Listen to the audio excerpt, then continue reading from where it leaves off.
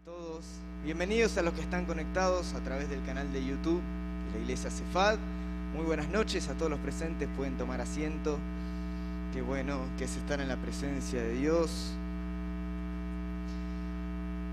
Quiero que abran conmigo su Biblia en el libro de Marcos, en el Evangelio de Marcos capítulo 6. Marcos capítulo 6.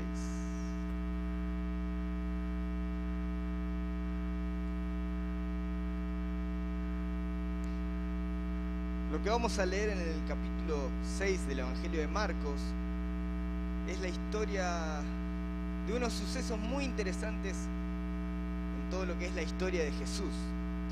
Este mismo texto también lo encontramos en Mateo 14, en el Evangelio de Mateo capítulo 14. Y tenemos frente a nosotros un capítulo que es desconcertante, un capítulo súper interesante que los animo después a leerlo de corrido, despacio y en silencio en su hogar, porque este capítulo no contiene una enseñanza explícita de Jesús. No vamos a encontrar a Jesús hablándole a los discípulos y diciéndole siéntense que les voy a enseñar algo, y dándole una parábola o algo por el estilo. No, nada de eso. Son todos relatos, uno tras otro, de acontecimientos que giran obviamente en torno al ministerio de Jesús, y obviamente no dejan de ser textos inspirados por el Espíritu Santo.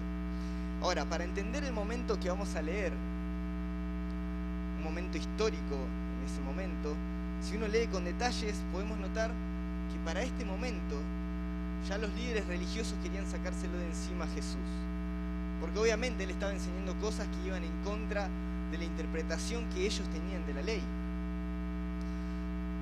Y también vemos que los líderes políticos ya se lo querían sacar de encima a Jesús, no lo aguantaban más, porque tenían temor obviamente de que él pueda liderar una revuelta.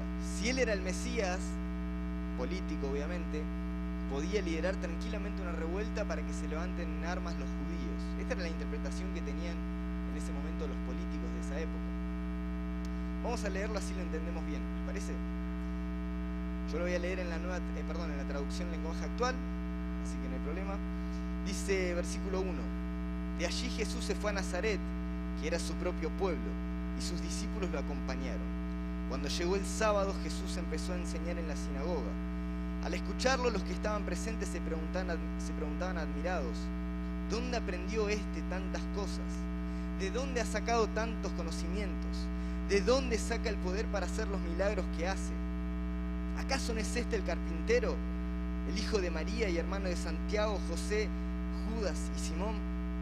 ¿No es verdad que sus hermanas viven en este mismo pueblo? Y Jesús los dejaba sin saber qué hacer. Entonces él les contestó: a un profeta se le reconoce y se le acepta en todas partes, menos en su propio pueblo, en su propia familia y en su propia casa. Y poniendo las manos sobre los enfermos, Jesús sanó a algunos de ellos, pero no pudo hacer ningún otro milagro, pues se sorprendió de que aquella gente no creyera en él. Versículo 7 dice que Jesús reúne a todos los 12 apóstoles y los envía de 2 en 2. Bueno, para hacerla corta, esa es la parte donde Jesús los envía, ¿sí? Los envía de 2 en 2, les da unas indicaciones de cómo ir a predicar el Evangelio. En el versículo 14 leemos la muerte de Juan el Bautista, desde el versículo 14 hasta el 29, todo el relato del acontecimiento del asesinato brutal de Juan el Bautista. En el versículo 30 encontramos la multiplicación de los panes y los peces. Encontramos a Jesús yendo a descansar a un lugar y que la multitud se le acerca y él dice: vamos a darles de comer. Y después termina con 2 sucesos más: Jesús caminando sobre el agua, Pedro caminando también sobre el agua y luego hundiéndose y Jesús sacándolo. Y finalmente encontramos a Jesús en Genezaret, donde tenemos la famosa historia del endemoniado gadareno. Así que eso es todo lo que vamos a encontrar en este capítulo. Como les dije, para entender todo lo que está pasando acá, después léanlo en su casa, tenemos que entender que era un momento en donde los líderes religiosos ya se lo querían sacar de encima, los líderes políticos también. Entonces, al leer todo este capítulo, además de obviamente ver todo lo poderoso, lo sobrenatural y la obra de Jesús, vemos los motivos por los cuales a Jesús lo consideraban una amenaza, y esos motivos fueron los que obviamente concluyeron en que lo llevaron a la cruz, a la muerte. La gente ya en ese momento, si uno empieza a ver al principio, se hacía preguntas. La gente dudaba al punto de que Jesús dice que no pudo hacer muchos milagros a causa de la incredulidad que había en la sinagoga de Nazaret. Así que era un entorno de rechazo al ministerio de Jesús. Y en medio de todo esto, vemos, como les dije recién, lo que ocurría a nivel político. Y lo vemos a través de las palabras de Herodes. El texto nos muestra, primeramente, el miedo del rey Herodes. Empieza diciendo que el rey Herodes oyó hablar de Jesús, versículo 16. Estaba seguro de que se trataba de Juan y decía: Jesús es Juan. Yo mismo le ordené que le cortaran la cabeza, pero ha resucitado. Así que este texto nos lleva al momento donde Herodes empieza a tener miedo. Empieza a decir: esperen. ¿Quién es ese que está ahí? Ese no es otro que Juan el Bautista resucitado en el cuerpo de Jesús. Entonces empieza a tener miedo. Y ese texto, cuando al disparar la frase de que Herodes tenía miedo, lo que hace es llevarnos el Evangelio a la memoria de Herodes de cómo fue el asesinato de Juan el Bautista. Nos relata el momento del asesinato con detalles. Entonces este texto relata lo sanguinario, lo cruel y el carácter que tenía brutal este rey. Todo esto, como les dije, nos permite entender que Herodes tenía miedo.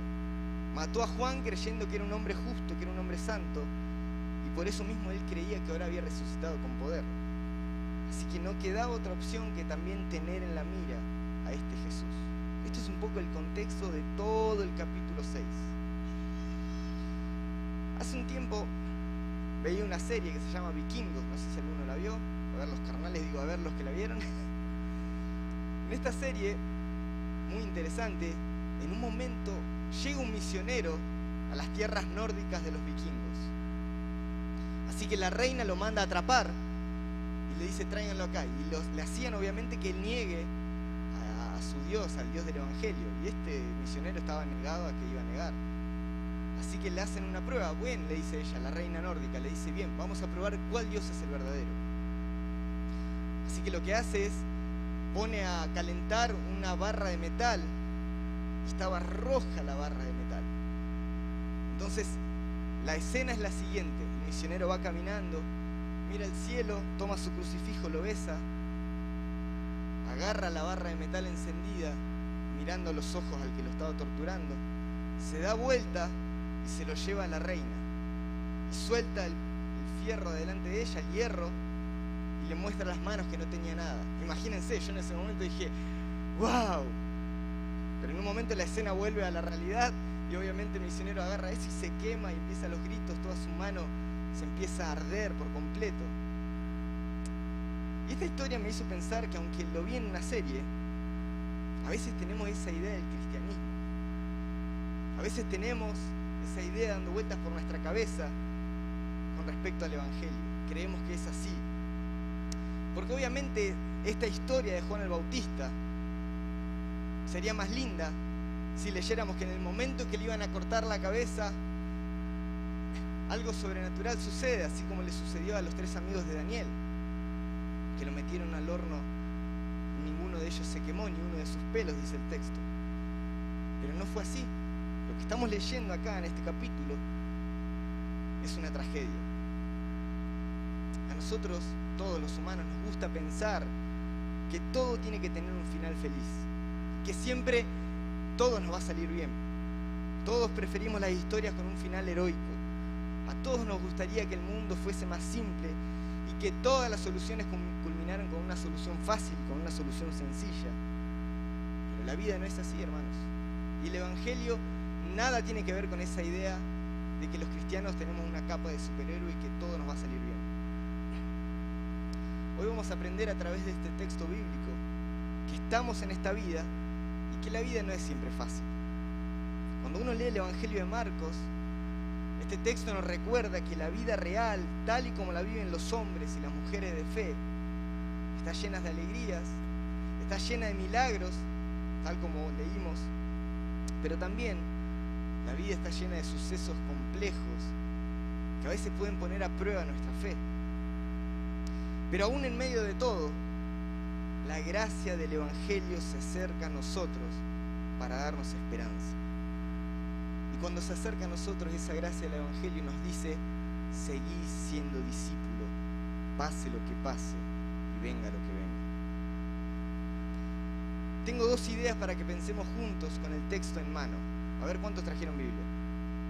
Ajá. Primera idea.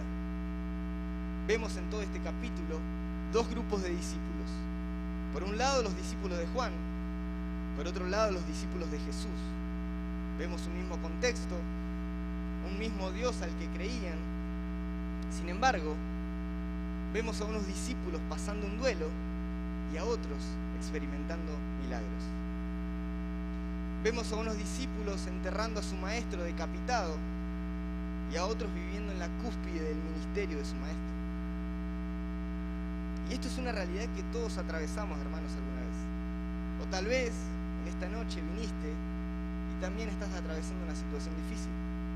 Muchísimas veces en la vida nos van a sorprender las durezas cotidianas.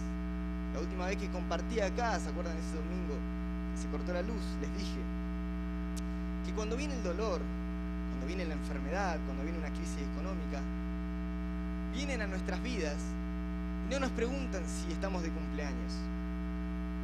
Cuando vienen las cosas duras de la vida, no nos preguntan si estamos de humor para recibir esa mala noticia o no. No nos preguntan cuánto dinero tenemos en el banco. Cuando vienen los momentos difíciles, tampoco nos preguntan si lo merecemos o no.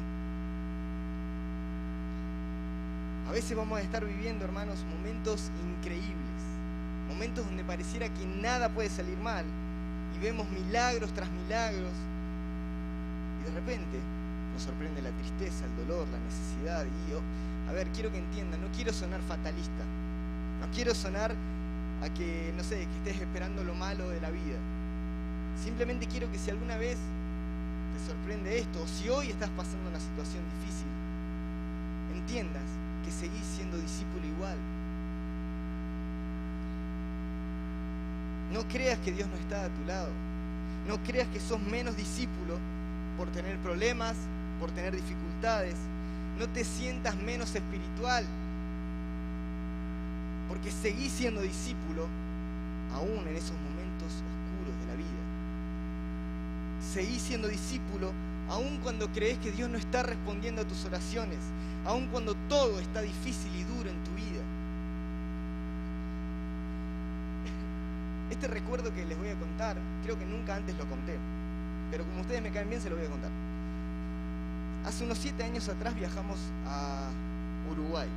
Casi me sale la provincia, pero no, el país Uruguay. Fuimos a predicar, en ese momento estábamos de novio con mi esposa, y fuimos con varios amigos. Fuimos y dimos talleres, salimos a predicar a algunas iglesias, fuimos a evangelizar, y vivimos cosas increíbles. Dios se estaba moviendo de una manera sobrenatural, al punto que en un taller que estábamos dando, empieza a llover de una manera que no se escuchaba nada, porque estábamos sin micrófono en una ronda y el techo era de chapa, acá se dice chapa también, así que se escuchaba, no se escuchaba nada. Pero como estábamos en un momento de gloria, me levanté, y está mi esposa presente, me levanté así con cara de profeta del Antiguo Testamento, me fui sobre la ventana y reprendí la lluvia, y la lluvia hizo, obviamente me fui a sentar con cara de profeta. Los miré como diciendo, ¿qué se sorprenden si mi primer nombre es Elías Jonathan? Así que vivimos cosas increíbles, pero lo que más recuerdo de ese viaje son dos milagros que no ocurrieron. Y esta es la parte que yo nunca le conté a nadie. Obviamente uno siempre cuenta las mejores cosas. El primer no milagro fue que oré por un niño de 8 años que tenía una pierna más corta que la otra. Estábamos en un momento en una reunión al aire libre, trajeron a ese niño, lo sentaron, ya habíamos visto milagros. Pero el niño se acercó con mucha fe, me miró a los ojos, puso sus piernas, tenía una más corta que la otra, y en el nombre de Jesús ordené a la pierna que crezca, y la pierna no se movió. Firme estaba ahí como ojo de vidrio. Nada, no pasaba nada. Ese fue el primer no milagro. El segundo no milagro fue que estábamos en el mismo país, Uruguay, orando por las personas en un hospital. Y entramos a las habitaciones, pero solamente una persona vino a pedirnos oración mientras estábamos saliendo. Así que frenamos con un amigo y realmente no me acuerdo con exactitud, creo que, no sé, mi mente borró el trauma. No me acuerdo qué era lo que pidió. Creo que era algo de una parálisis, no me acuerdo si era facial o una parálisis en todo el cuerpo. Pero imagínense, el hombre estaba parado, toda la gente en la sala de espera del hospital mirándonos. Así que con un amigo fuimos a orar por él. Pero no pasó nada. Era el momento del milagro. Ustedes imagínense, todos mirándonos. Era el momento donde todos se iban a levantar y iban a decir: yo quiero que oren por mí, yo quiero recibir a ese Jesús que ustedes están predicando. Pero lo que todos vieron, incluso el grupo con el que habíamos ido, es que oramos con la misma fuerza, con el mismo fuego, con el mismo fervor que siempre, pero no pasó nada. Esta vez lo único que había quedado era un hombre con lágrimas en los ojos mirándonos, y nosotros sin saber cómo explicarle que no pasó nada. Obviamente yo esperaba el final heroico, así como vi en Vikingos, así como esperaba que pase en el relato de Juan el Bautista. Yo ese día esperaba un final heroico. Yo esperaba un final feliz, pero no ocurrió. La gente en el hospital siguió su vida, se dieron vuelta y siguieron hablando. Y aunque tal vez ustedes digan: bueno, es un hecho insignificante, ¿quién no oró por alguien y nunca pasó nada? ¿Quién no oró por alguien en el hospital y se murió? Pero para mí en ese momento, esa frustración era expresión de algo interno que estaba pasando dentro mío. Dentro mío se había movido en ese momento toda mi estantería teológica, porque aunque ustedes no crean, todo lo que hacemos y todo lo que creemos está atravesado por alguna teología. A mí se me cayeron en ese momento varias ideas de Dios que no tenían nada que ver con el Dios de la Biblia. Y mi manera de orar por las personas enfermas en ese momento, por las personas con necesidad, cambió por completo. Ahora, dentro mío surgieron preguntas. Dentro mío se movió todo, como les dije recién. Pero obviamente a través de la oración, a través de la reflexión, a través de la palabra, Dios me fue consolando y me fue dando respuestas. Y fui teniendo paz a través de los años. Pero a otros que estuvieron ese día, les afectó de manera profunda su fe. Su fe se cayó a tal punto de que nunca más pudieron levantarla. Y años después, uno de los que estuvo conmigo ese día orando me preguntó: ¿pero qué fue lo que pasó con ese hombre en el hospital? En ese momento yo no sabía qué respuesta darle. Hoy tampoco sé qué responder cuando me preguntan, cuando vamos a orar por los enfermos o hacemos campañas y nos preguntan ¿por qué Dios no hizo ese milagro? ¿O por qué Dios no responde a tal oración? Realmente no. Creo que la soberanía de Dios es mucho más profundo que solamente decirle a la gente: Dios sabe lo que hace. Pero lo que hoy podría decirle a este amigo es algo que en ese momento no entendimos, algo que nadie nos había explicado. Yo le hubiera dicho que en la vida cristiana, en la vida de un discípulo de Jesús, no todo es victoria, no todo es como esperamos que salgan las cosas. O por lo menos, no es victoria a la manera en la que el mundo nos interpreta que es el éxito, la victoria y los logros. Hermanos, a veces vamos a estar en la multiplicación de los panes y los peces, y otras veces nos va a tocar, como discípulos, una noche oscura en donde vamos a estar enterrando el cuerpo decapitado de Juan el Bautista. Pero seguimos siendo discípulos. Eso no nos hace menos discípulos. Y hay un evangelio dando vueltas por todo el mundo que promete que al cristiano le va a ir siempre bien, siempre prosperado, siempre en victoria. Todas las puertas se le van a abrir, nunca se van a enfermar, todos los enfermos se van a sanar, nunca tienen crisis. Y ese evangelio, tarde o temprano, termina afectando. Porque cuando estuvimos ahí en ese lugar, en Uruguay, esa idea errónea del evangelio a nosotros nos frustró.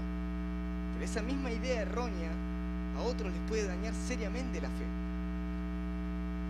Porque tal vez sienten que Dios no los está escuchando. porque tal vez siente que Dios no está orando. ¿Y cómo puede ser que a aquel todo le va bien y siempre está saltando en los cultos y yo no tengo ni ánimo de levantar la mirada?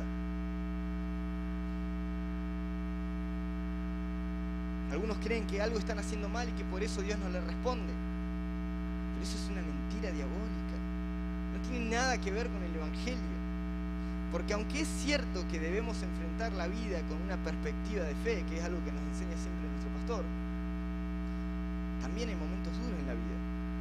También hay momentos donde pareciera que uno llega al culto, no sé, uno llegó 15, 20 minutos tarde, y encima acá en Cefad empieza puntual y vos llegás como, ¡ay, por Dios!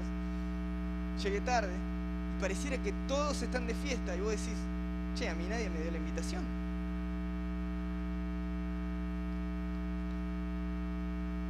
Todos parecieran que uno a veces están viviendo todos el evangelio del éxito, y vos decís, pará, entonces a mí me vendieron el evangelio de luchas, pruebas y dificultades nada más. Pero ¿cómo puede ser? Uno se pregunta, ¿es el mismo Dios, la misma Biblia, la misma fe que mi hermano que se sienta al lado, que tiene una cara de pecador y pareciera que todo le va bien? ¿Qué está pasando entonces? ¿Estoy mal con Dios?, dice uno. ¿No estoy orando lo suficiente? ¿Qué tiene de malo mi vida cristiana? ¿Acaso Dios está castigándome por algo? Miles de preguntas que pasan por la cabeza de las personas. No, no hay nada de malo, hermanos. Es simplemente la vida, que a veces tiene esas cosas. Y como les dije al principio, ser cristiano no nos envuelve de una capa de superhéroe, no nos hace indestructibles. Lo interesante de este texto bíblico es que ese mismo suceso, pero leyéndolo en el Evangelio de Mateo, en el capítulo 14, dice lo siguiente. Mateo capítulo 14, versículo 12, dice: entonces llegaron sus discípulos y tomaron el cuerpo y lo enterraron. Y esta parte no está en el Evangelio de Marcos. Dice, y fueron y dieron las nuevas a Jesús. ¿Por qué fueron a Jesús? Yo creo que tal vez los discípulos de Juan buscaban en el Maestro de Nazaret, en Jesús, el consuelo que ellos necesitaban. El consuelo que solamente Jesús les podía dar en circunstancias como esas. Y esta es una enseñanza para todos nosotros en esta noche. Así como los discípulos de Juan siguen siendo discípulos aún en su momento más oscuro, también debemos aprender, como ellos, que todos nosotros tenemos que acudir a Cristo con nuestras tristezas para encontrar fuerzas nuevas. La segunda idea en esta noche, para que pensemos juntos con el texto, es que es un mismo contexto, un mismo tiempo, y vemos sufrimiento, vemos corrupción, vemos enfermedad. Esto es haciendo todo lo que dice el capítulo 6, vemos corrupción, vemos sufrimiento, enfermedad, hambre, vemos el caos, vemos las consecuencias obviamente de un mundo caído. Pero en este texto encontramos la gracia redentora acercándose a las vidas. Cuando uno lee este capítulo encontramos un montón de situaciones de la vida que obviamente son parte de este mundo caído. Por ejemplo, vemos a Herodes, que es el ejemplo de corrupción política. Vemos a las multitudes con hambre que se le acercaban a Jesús. Vemos un asesinato de un vocero de Dios, como fue Juan el Bautista. Vemos tristezas en los discípulos de Juan, etc. Lo interesante es que ese mismo mundo de aquel entonces, si uno abre la puerta de su casa, lo vemos hoy en día también. Pareciera que nada cambió. Vemos crisis económicas, vemos familias destruyéndose, vemos desigualdad, seguimos viendo corrupción en la política. Bueno, acá no, en Argentina pasa, acá. Seguimos viendo multitudes con hambre, seguimos viendo cristianos siendo asesinados. Pero tal como en aquel entonces, hoy también está la gracia redentora para abrazar nuestras vidas. Siempre, hermanos, siempre, en medio de la corrupción, siempre en medio de la miseria humana, siempre se va a hacer visible la gracia de Dios a través de Jesucristo. Cuando uno lee este texto, vemos que mientras Juan, un profeta inocente, moría de manera injusta, Jesús se estaba dedicando a ministrar y a derramar gracia entre toda la gente. Y ese mismo Jesús sigue derramando gracia para todo aquel que lo necesite. Porque eso es el Evangelio. El Evangelio trasciende las tragedias, como la fue la de Juan el Bautista. El Evangelio trasciende la muerte. El Evangelio trasciende aún los poderes de este mundo. El Evangelio nos da esperanza de un futuro glorioso con Él.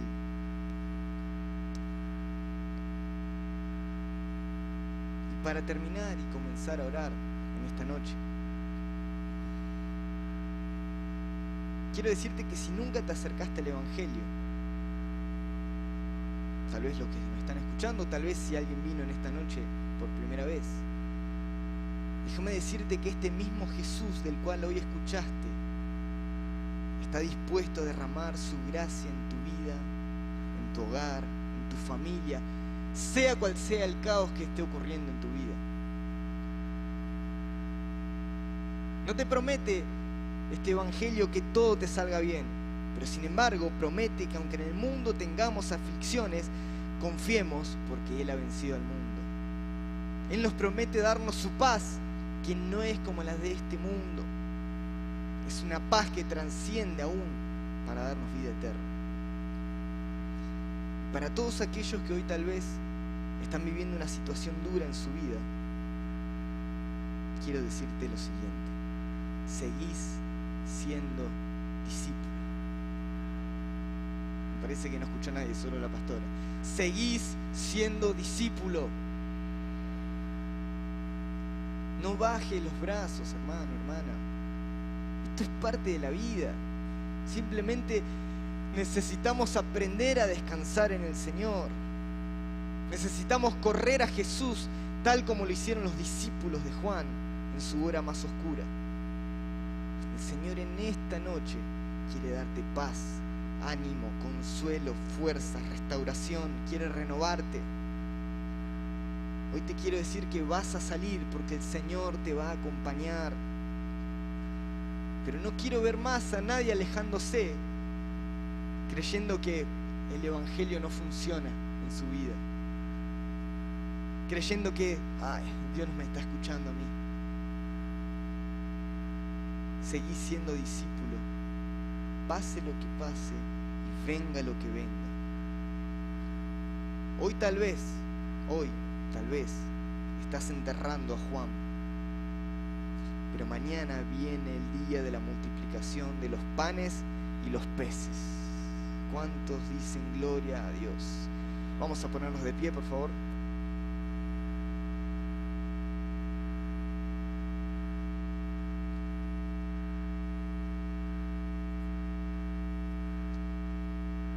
Vamos a inclinar nuestro rostro para orar al Señor.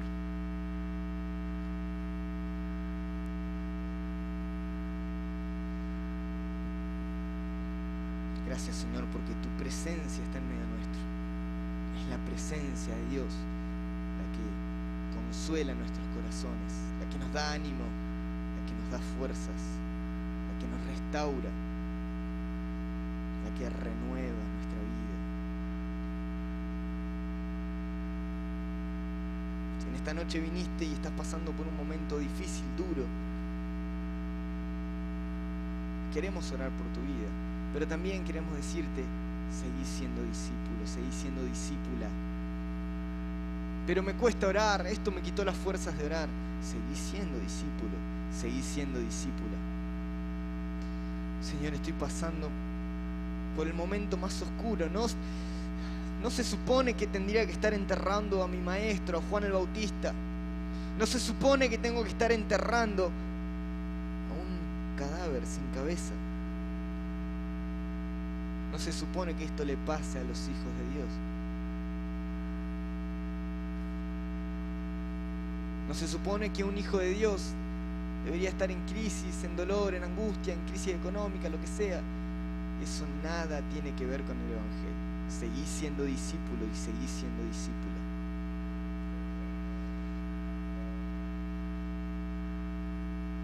Entregale tu corazón al Señor en esta noche, así como estás. Tal vez te acercás en esta noche a decirle: Señor, así está mi corazón. Lo traigo roto, sin fuerza, sin ánimo. Te traigo pedacitos de lo que alguna vez fue un corazón completo. Te traigo trozos de lo que alguna vez fue un corazón que te adoraba con ánimo, con fuerzas, que te servía, que estaba encendido, pero hoy no puedo. Hoy no tengo fuerza, no tengo ganas, no tengo deseo. Sé que te amo. Hoy quiero decirte que si estás así, la gracia redentora del Evangelio se acerca a tu vida. El mismo Jesús que leemos en este texto está presente en este lugar. Padre, en el nombre de Jesús oramos por cada uno de los presentes en este lugar.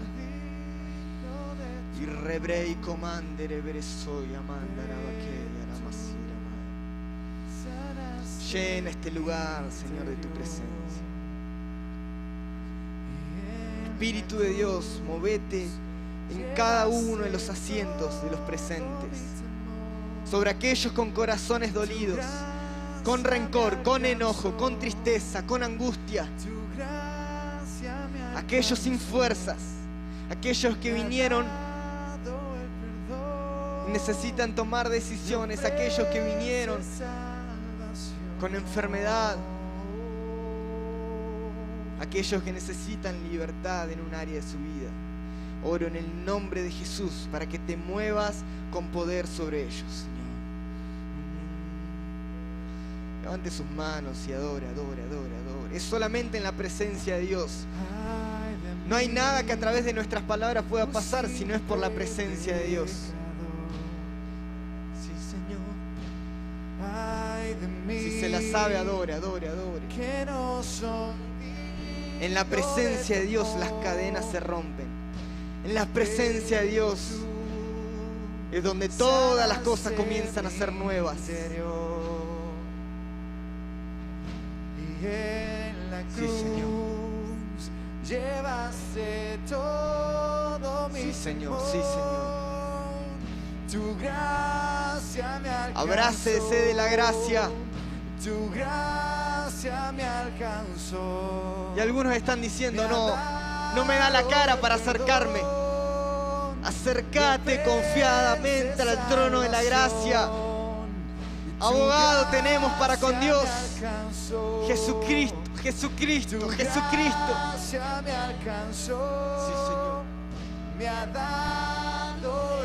El Señor te limpia. El Señor te limpia.